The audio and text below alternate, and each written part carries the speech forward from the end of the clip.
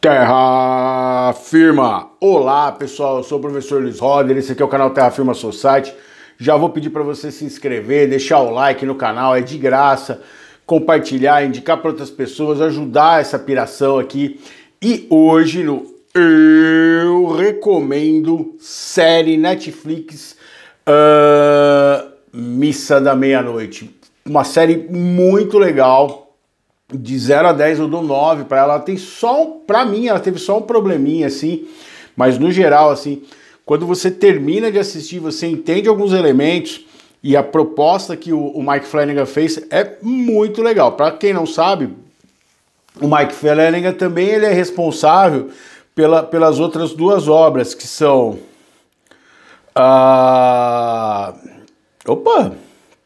que é a Mansão Hill, né? A Casa Hill e a Mansão Bly, que são bem interessantes também, que são de espíritos e tudo mais. E nessa aqui ele fez uma adaptação de novo, né? Nas outras ele adaptou o livro, mas como é que ele adapta? Ele se baseia no livro e ele cria a história dele, como por exemplo um vídeo que vai sair aqui ainda mais na frente, que é de um filme chamado The Innocents, que é um filme de 1961, que é a adaptação do Turn the Screw, que é o giro do parafuso, que é a história da Mansão Bly, tá? Que no filme que eu vou fazer a análise aqui, ele tem um final completamente diferente. E aqui, A Missa da Meia-Noite é um livro que trata de vampiros, só que os vampiros dominaram a Europa. Tem toda uma história. E nesse caso ele vai fazer, começando na Ilha Crockett, que é uma ilha ao norte dos Estados Unidos, né? Um lugar isolado, um lugar ermo, onde o que vai acontecer? Você vai ter um dos personagens, o Riley Flynn, você começa, a primeira cena, é uma cena muito bem montada, visualmente falando, porque aparece o peixe, né? Que é a indicação de quem é cristão, do carro do Riley, e você vê que o Riley teve um acidente e matou uma moça dirigindo alcoolizado. E ele vai ser atormentado por isso, ele vai ser julgado, e ele vai voltar para essa ilha Crockett onde mora a família dele, onde ele viveu a vida dele. E aí começa uma história aí. Nesse mesmo tempo, nessa ilha Crockett tem uma ex-namorada dele que está voltando. É uma comunidade, você vê, as pessoas estão bem envelhecidas. Isso foi uma coisa que me chamou muita atenção no começo. Foi um ponto que eu achei mais ou menos assim, eu achei que a maquiagem não tá tão legal. Então dava para ver que as pessoas estavam envelhecidas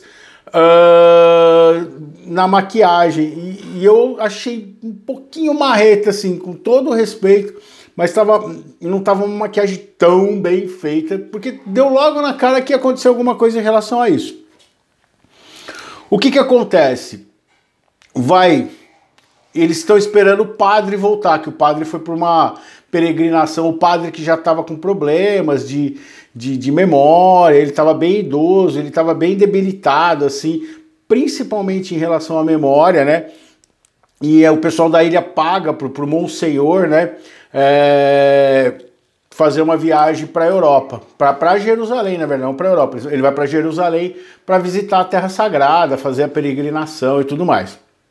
Beleza, nesse primeiro episódio, então, e aí é muito interessante, porque essa série ela tem 7 episódios, então 7 é um número cabalístico, tá?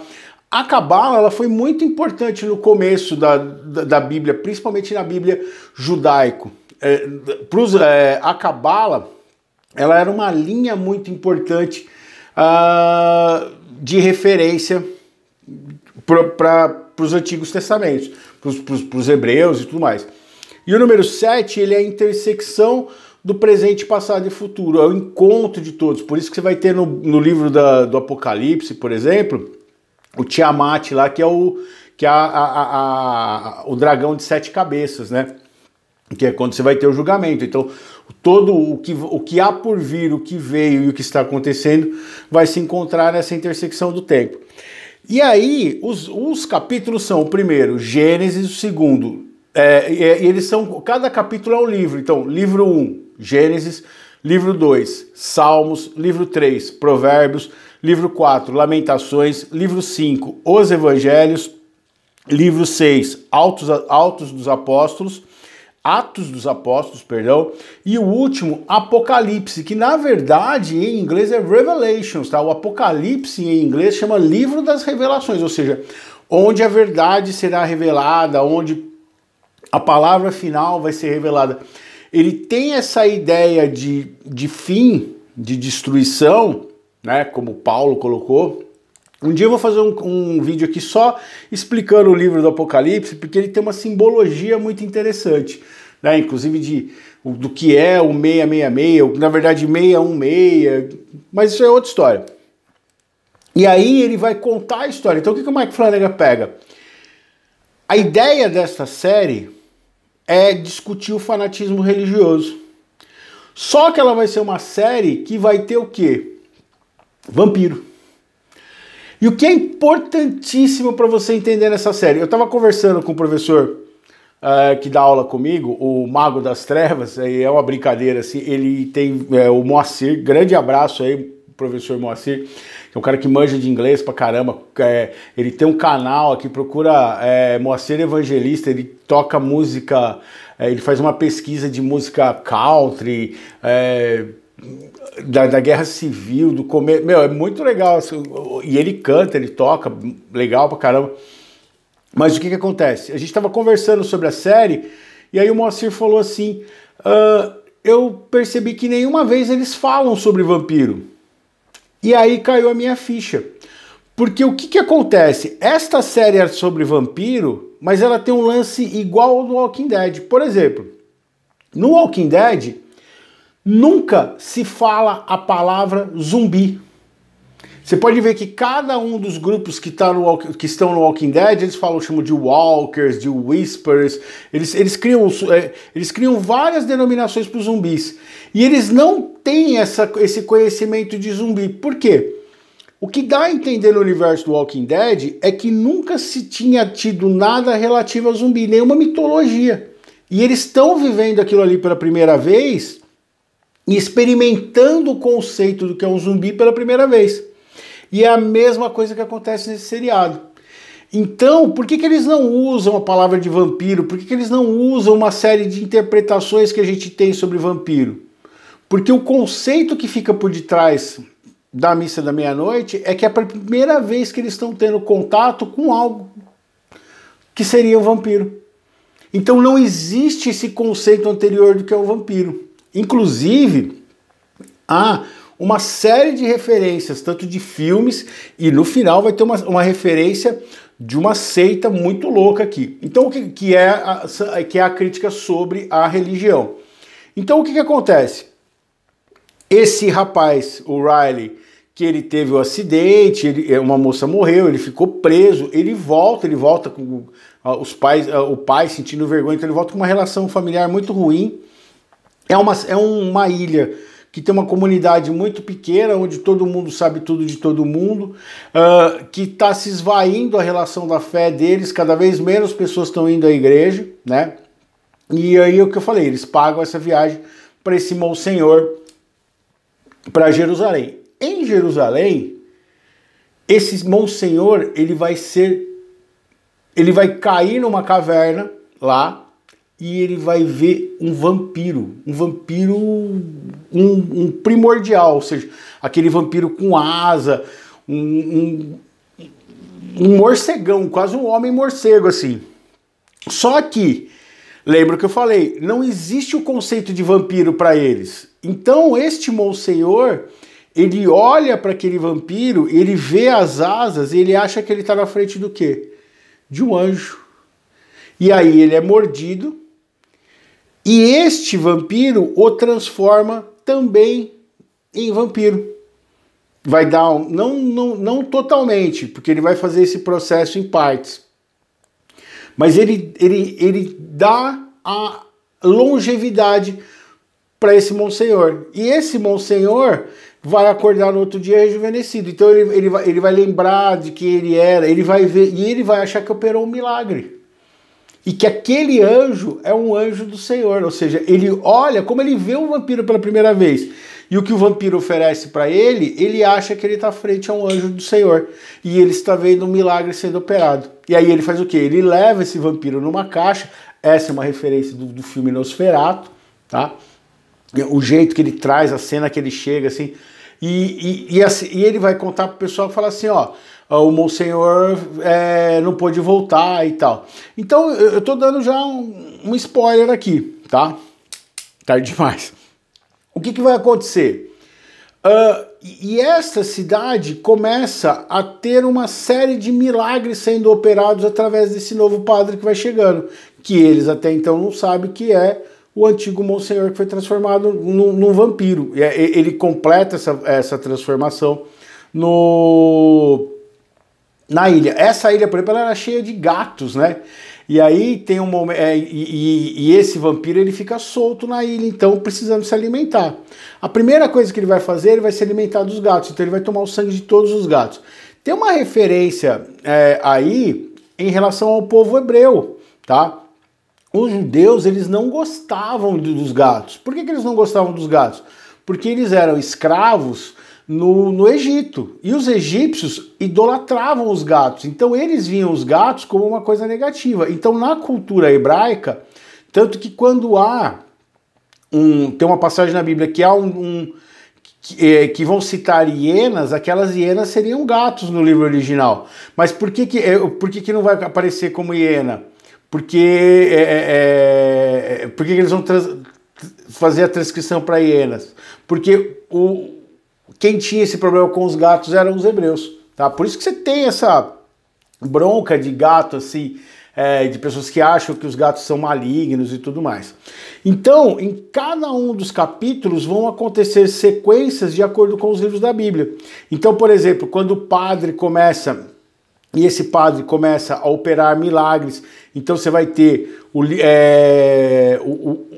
que vai ser o capítulo 3 dos Provérbios. Então quem for fiel e acreditar em Deus vai conseguir ter os seus milagres, vai ser reconhecido no dia do juízo final. Depois você vai ter o livro das lamentações, ou seja, as pessoas que precisam purgar os seus pecados. E é muito interessante porque a série ela se passa durante a quaresma, o período de punição, né? Que na igreja cristã é vista como o período de você pagar os seus pecados. Esse lugar, por exemplo, teve problema de derramamento de óleo, então eles estão se vendo como amaldiçoados. E este padre vem para trazer uma nova ordem para eles. E a igreja começa a encher, as pessoas começam... Só que as pessoas estão... E aí você começa a ver que aquelas pessoas que estavam envelhecidas no começo, que é uma crítica que eu faço à maquiagem, que ficou meio, para mim, um pouco marreta, de cara eu falei, pô, vai ter alguma coisa nesse sentido. Não é à toa que essas pessoas estão... Eu não sei se... Para mim ia ser ou que ia ter reminiscência ou que aconteceu o que aconteceu. Sem eles saberem, o padre pega o sangue desse vampiro e começa a colocar no vinho que ele usa na missa. Então as pessoas começam a tomar esse sangue do vampiro e começa a ficar todo mundo mais novo, começa a rejuvenescer, quem tinha problema nas costas melhora, tal. O Riley Flynn, ele vai ser transformado num vampiro. E no 5º episódio ele conta pra essa moça que foi namorada dele que estava grávida. Ela, sem perceber, quando ela começa a tomar o sangue na missa, o organismo dela vai eliminar o bebê. Por quê? Porque ele vê o bebê como um corpo estranho. Então o que vai acontecer? Nesse 5º episódio, que são os evangelhos, o Riley ele vai ser a representação de Jesus. Por quê? O padre vai contar para ele que ele é o Monsenhor. E o que está acontecendo? E qual que é o plano dele? O plano dele é transformar todo mundo em vampiro na ilha. É muito louco. E ele não quer isso. E aí o que ele vai fazer? Ele vai se sacrificar no final. Ele vai morrer para poder mostrar o ponto de vista dele. Você vai ter o 6º episódio, onde chama Atos dos Apóstolos, que é a ideia de colocar esse plano em prática, né? E o último episódio, que é o Revelations, o Apocalipse, é o episódio que vai terminar em fogo, tudo pegando fogo, que é a ideia de como seria o segundo fim do mundo. O primeiro fim do mundo foi com o dilúvio, o segundo final do mundo, a segunda ira de Deus, seria o mundo terminar em chamas, né? E é o que vai acontecer na ira. É muito legal, é muito interessante. Você vai ter uma questão, você tem o xerife, por exemplo, que ele é chamado de xarife. Por que de xarife? De Omar Sharif, um ator, ele aparece, eu falei aqui dele no, por exemplo, no Lawrence da Arábia, né? Então há um preconceito, tem essa Bev, que é uma religiosa fanática. E aí o que é interessante nesse seriado? Eles veem essas coisas acontecendo com os vampiros e pegam citações bíblicas para justificar. Foi o que eu falei outro dia para meus alunos. Falei, tudo que você procurar na Bíblia, você vai achar um jeito de justificar, para o bem ou para o mal. Se você procurar direitinho lá na Bíblia, tem de tudo um pouco. E é muito louco eles usando citações bíblicas para justificar aquilo que eles estão vendo, para justificar o vampiro, que eles estão vendo o vampiro como anjo, para justificar aquilo que eles estão querendo fazer, que é transformar todo mundo em vampiro, e seguir um plano de conversão mundial. Então eles colocam, a grande crítica dessa série é o perigo da religião, o perigo do fanatismo religioso. E eles entram numa piração, o padre começa a acreditar que ele é a ressurreição, então ele vai nesse período da Semana Santa, fazer a ressurreição de todo mundo. Como que ele acha que vai fazer a ressurreição de todo mundo? Todo mundo virar vampiro. Então ele acha que virar vampiro como ele virou seria um milagre que Deus estaria ofertando para eles, de ter a vida plena, de ter a vida perfeita, né? De você cumprir o reino dos céus na terra. E aí é muito doido, na sequência em que tem, então ele vai propor, por exemplo, no sexto capítulo, no sexto ou no sétimo, que as pessoas começam, então ele quer que todo mundo tome veneno para morrer e voltar como vampiro, porque ele já estava dando sangue do vampirão para os outros. E essa sequência, ela se assemelha muito a sequência do Jim Jones em Jonestown, que eu também fiz um vídeo aqui, você pode procurar lá no Sexta Sombria. E é muito doido porque esta é a crítica, ou seja, a dominação de um dogma, de uma promessa de uma ressurreição que não vai acontecer. É muito louco, é muito interessante. O que eu achei chato? Tem umas sequências do Riley. O Riley é uma depressão ambulante, assim, cara. Aí apesar do quinto episódio ser e ele é o protagonista que não vai chegar até o final, né? Como eu já falei aqui. O sacrifício que ele vai fazer em nome de todo mundo. Ele, por exemplo, simbolicamente, ele vai ser Jesus. E ao mesmo tempo, ele vai mostrar, e tem vários personagens que vão aparecer isso, a importância da redenção. E a redenção é um processo pessoal. Ele não vai acontecer nesse coletivo fanatizado. É muito legal, vale muito a pena assistir. Só a única coisa, as partes com o Riley é muito chato, muito moroso, muito triste. E eu acho que as cenas com ele, assim, são muito cansativas. Principalmente quando ele tá com a ex-namorada dele lá, é dose de aguentar, assim. Mas vale a pena, é muito legal. E aí vai terminar tudo em fogo, né? E você vai ter duas pessoas que vão estar para fora da ilha, que você vai ter, vai ser um menino e a menina, que eles vão representar Adão e Eva. Se o vampiro conseguiu ou não fugir, tem muita gente que está achando que, por exemplo, essa menina ela era deficiente físico, ela levou um tiro, tem uma série de mini tramas lá muito legais. Eu não vou atrapalhar muito a série para vocês. Mas o que acontece? a relação dogmática. Por exemplo, esse xerife, que eles chamam de Omar Sharif, que é essa Bev faz isso, porque a Bev, ela é a fanática religiosa. Ela é que vai fazer muita coisa assim, e você vai pegando um ódio dela. Por quê? Porque é aquela cristã que quer julgar todo mundo, e ela acha que ela é a única pessoa que é pura, assim. Então é muito louco, dá raiva. Nossa, a Bev a gente fica com raiva o tempo todo. E vai chegando no final assim, e o final é muito interessante. Eles vão cantar uma música, porque quando eles entendem que eles erraram e que vai todo mundo morrer na ilha, eles vão juntos cantar um hino cristão evangélico, que fala da noite, que no momento mais sombrio, que eles duvidaram da presença de Deus, eles vão estar perto de Deus assim que o sol nascer. E é muito louco, porque a cena já acontecendo o quê? A ilha tá pegando fogo, eles não têm lugar para se esconder, todo mundo já virou vampiro, e eles entendem o erro que eles cometeram. É apoteótico, assim, é muito interessante o modo como eles terminaram a série.